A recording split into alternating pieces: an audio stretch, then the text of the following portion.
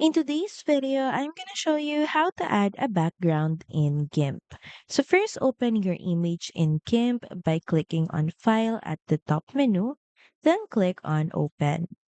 So just locate your file from your computer's files, then just double click on it, open it up.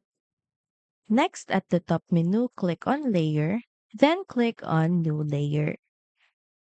Now modify your new layer and adjust the background color or transparency.